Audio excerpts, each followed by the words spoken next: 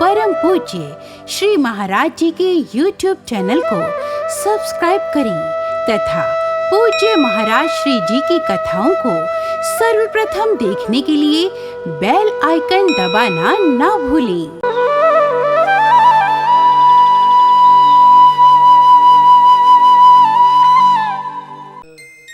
संत दर्शन को चला एक एक कदम, संत दर्शन के लिए बड़ा एक एक कदम एक एक यज्ञ के पुण्य के फल के बराबर होता है। और संतों के जीवन की एक महानता और है, संतों के जीवन की एक विशेषता और है, संतों के जीवन की एक धन्यता और है।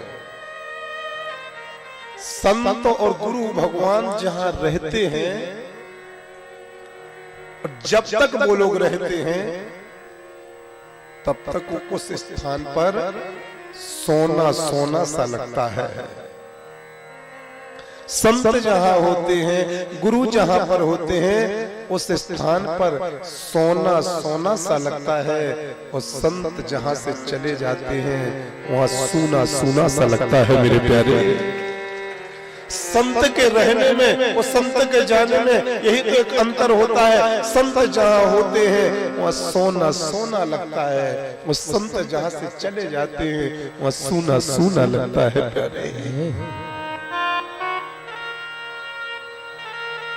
कलियां महकना और कलियां उजड़ना, ये दोनों बिल्कुल अलग अर्थ है। कलियां महकना अर्थात संत का आना होना, और कलियां उजड़ना अर्थात संत का जाना होना। एक बात मैं हमेशा कहता हूं, जब जब जब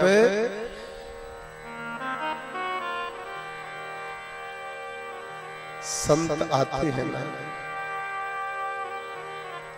और जब बसंत आता है, बसंत ऋतु, जब बसंत आता है तो प्रकृति मुस्कुराती है। बसंत ऋतु में देखो प्रकृति कैसे हो जाती है। जब बसंत आता है तो प्रकृति मुस्कुराती है, और जब संत आते हैं तो संस्कृति मुस्कुराती है। मेरे प्यारे, सभ्यता संस्कार मुस्कुराते हैं संतों के आने से। जिन संतों से श्रद्धा हो, जिन संतों के प्रति निष्ठा हो, जिन संतों के चमत्कार आपने देखे हो, उन संतों से जुड़े रहिएगा। क्योंकि चमत्कार दिखाने वाला संत भगवान ही भेजते हैं कि बेटा तेरे जीवन में मैं आ चुका हूं, इस रूप में आया हूं, तो पहचान लेना। मेरे प्यारे,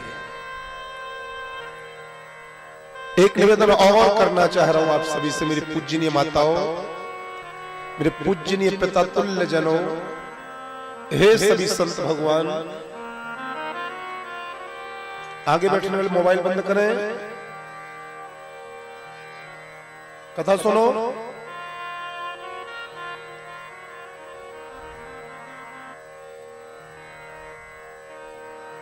जब इंसान के जीवन में दुख आता है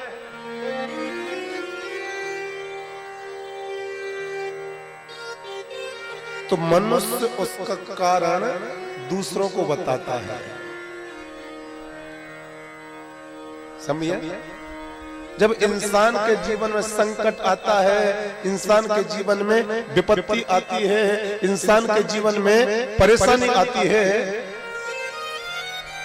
तो इंसान अपने दुख का कारण कभी अपनी पत्नी को बताता है, कभी अपने पुत्र को बताता है, और कभी अपने पड़ोसी को बताता है। ये मेरे दुख का कारण है, मैं दुखी हूं, मेरे दुख का कारण महाराज जी मेरा पड़ोसी है। मैं दुखी हूं, मेरे दुख का कारण मेरे बच्चे हैं। मैं दुखी हूं, मेरे दुख का कारण मेरी पत्नी है। और जब सुख आते हैं तो सुख का कारण वो कभी अपनी पत्नी को नहीं बोलता, सुख का कारण वो अपने कभी पुत्रों को नहीं बोलता, सुख का कारण वो कभी अपने पड़ोसियों को नहीं बोलता।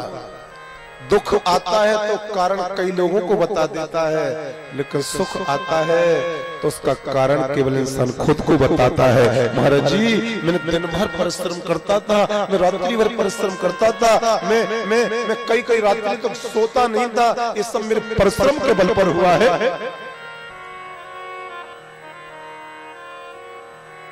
लेकिन वास्तविकता ये है, लेकिन सत्यता ये है, मैं पूरी ईमानदारी से बोलूं, मैं पूरी समझदारी से बोलूं, मैं पूरी जिम्मेदारी से बोलूं, मैं पूरी वफादारी से बोलूं, चाहे सुख हो या दुख हो, केवल और केवल केवल और केवल केवल और केवल